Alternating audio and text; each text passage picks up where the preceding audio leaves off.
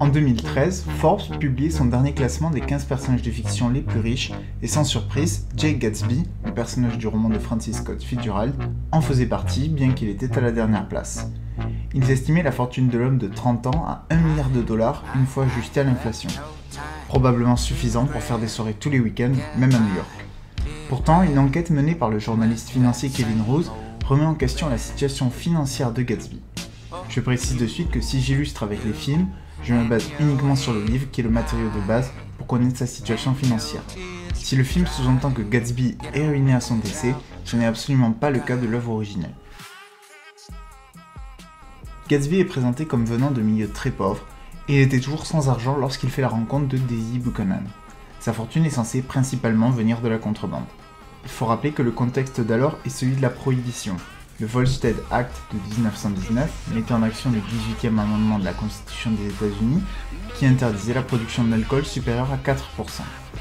C'est une des périodes où le crime s'est le plus développé aux États-Unis et des noms célèbres tels qu'Al Capone, Luciano ou O'Banion firent fortune.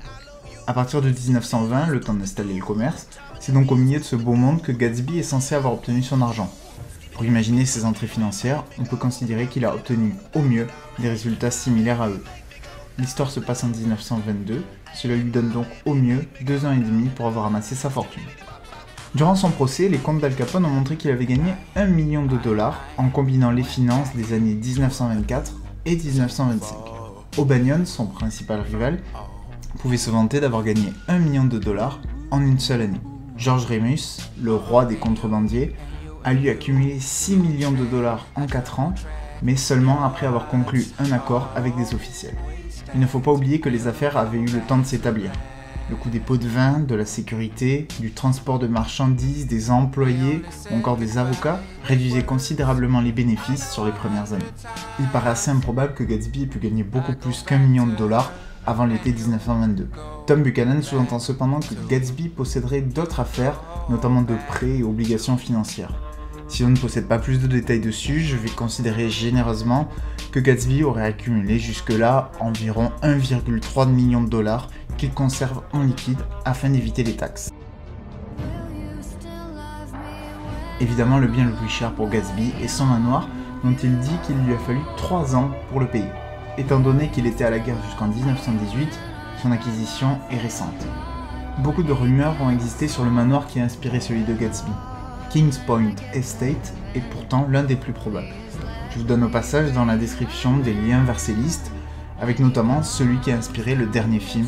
Ce manoir a donc été estimé en 2010 à hauteur de 29,5 millions de dollars, soit environ 2,3 millions de dollars de 1922.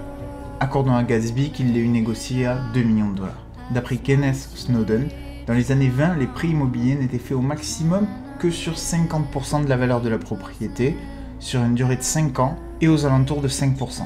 Dans le meilleur des cas, si l'on compte 5 mois de remboursement, Gatsby aurait donc dû avancer 1 million de dollars et payer 115 000 dollars de remboursement, soit 1 115 000 dollars. Gatsby est connu pour ses fêtes qu'il tient chaque week-end de l'été pour des centaines d'invités. Durant les 15 week-ends, Gatsby engageait à chaque fois 8 servants, un chauffeur supplémentaire, un orchestre et même une fois 2 stars de la chanson. Il servait 2 repas de chef par invité, des hors-d'œuvre et commandait 5 caisses d'oranges et de citron, ce à quoi il faut en plus ajouter l'alcool. Kevin Rose a interrogé Jill Gordon, un event planner, pour avoir une estimation du prix d'une telle soirée pour 300 personnes. D'après elle, la note s'élèverait à 176 500 dollars. En comptant des réductions sur les achats en gros, on peut descendre à 160 000 dollars par soirée, soit 2 400 000 dollars pour l'ensemble de l'été, ce qui équivaut à 175 000 dollars de l'époque. Gatsby possédait bien sûr énormément d'autres biens qui sont durs à estimer, puisque seulement certains sont présentés dans le livre. Il est en général accepté que sa Rolls-Royce est un modèle Silver Ghost, qui coûtait à l'époque aux alentours de 15 000 dollars. Ses bateaux valaient dans l'ensemble aux alentours de 10 000 dollars, son hydravion environ 150 000. Les détails donnés sur sa garde-robe laissent à penser à des dépenses aux alentours de 2 000 dollars. On ne sait pas plus sur ce que possède Gatsby, mais en considérant qu'il avait besoin de meubles, de personnel, mais aussi d'autres dépenses telles que celles de téléphone, elles sont estimées aux alentours de 25 000 dollars pour les 2 années précédentes.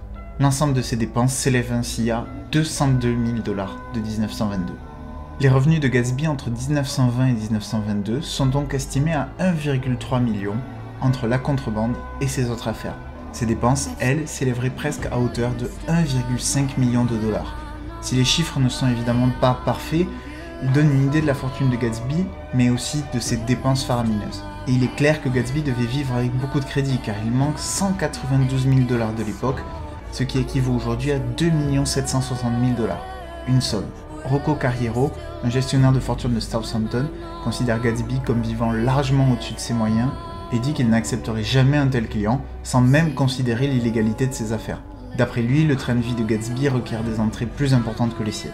Joshua Zeitz, un historien spécialiste du monde des années 20, pense que Gatsby est à la fois une représentation de Scott Fitzgerald, qui dépensait de la même manière, mais aussi une dénonciation du nouveau mode de vie des Américains à partir des années 20, qui, pour la première fois, devenaient à l'aise avec l'idée de vivre à crédit, et souvent au-delà de leurs moyens.